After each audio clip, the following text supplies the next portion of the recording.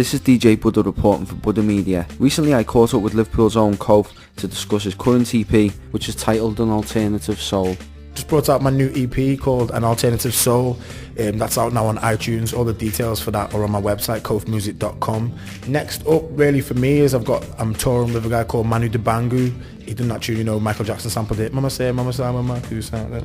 That's his thing. So I got a tune on his album, so I'm doing that. I recently signed a deal over in Europe as well, so I'll be doing a bunch of shows out there promoting the music, looking to bring out a double disc album at the end of summer over there. I'm working on my album over here, man. That's really what I'm about at the moment, man.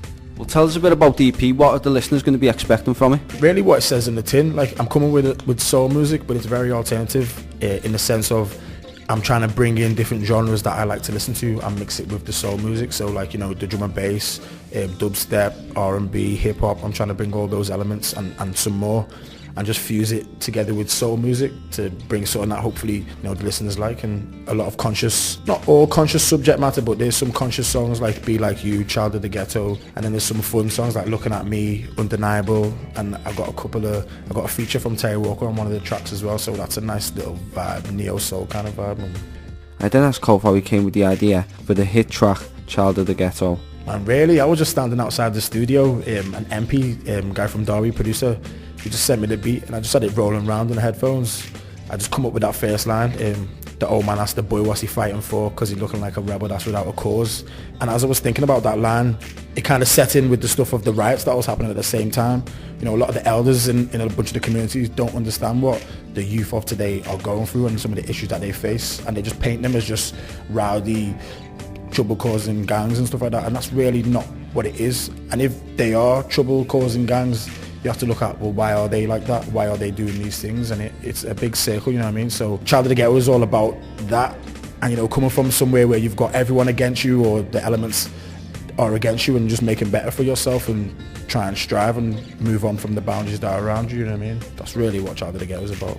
And all your followers as well, people who have followed you from the very early days, you've always been very versatile as an artist, not stuck to like one thing, like singing, rapping, a lot of spitting, a lot of poetry. You've got to be so versatile as an artist, you can't really stick to like one genre, can you? No, definitely. I think, and that shows just because I listen to a lot of different styles, you know, like all of us, you know, we don't just like hip hop or we don't just like R&B, we like a lot. So I think because I'm so in tune with that, I just let the music dictate that as well, do you know what I mean? I might do a house tune, and next day I might do a super smooth, sexy R&B kind of tune, do you know what I mean? So it's just how you're feeling on the day and the vibe, you know. Even same thing, like you might be going out on a Saturday night, you're not going to listen to some old school Bob Marley, you're going to listen to something that's pumping, that's going to get you ready for that night, do you know what I mean? So I'm just trying to fit the vibe for different moods that I feel when I'm writing the music, and you know, not everyone's going to like it, but there's a few people that are on it, so it's cool, man. And you've been doing a lot of work down in London, a lot of travelling and that. How are the London people feeling the vibe of like a Liverpool artist?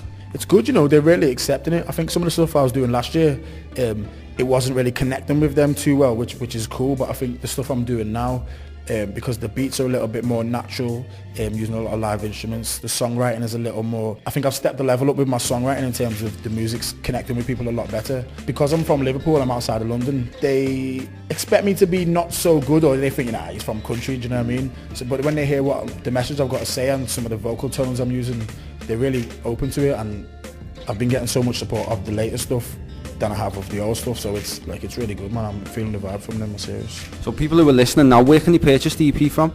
The EP is on iTunes and it's on the HMV download site, but all the details for that and the links are all on kofmusic.com, kofmusic.com.